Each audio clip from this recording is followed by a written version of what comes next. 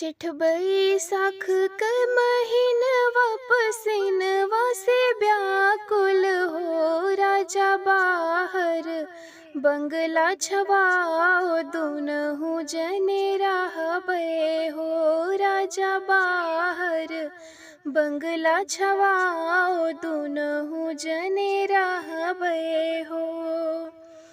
नहीं हम बसवा कटौबे न बंगला छवौबे हो रानी हम तो जाबे परदेस तू जाओ अपने नैहर हो रानी हम तो जाबे परदेस तू जाओ अपने नैहर हो।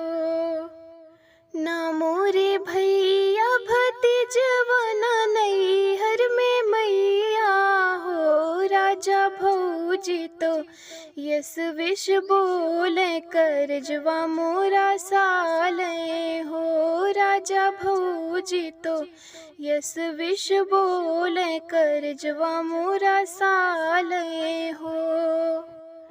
अरे हम बसवा कटैबे अर बंगला छवैबे हो रानी नाही जाबे हम परदेस तू नाही जाओ नैहर हो रानी नाही जाबे हम परदेस तू नाही जाओ नैहर हो।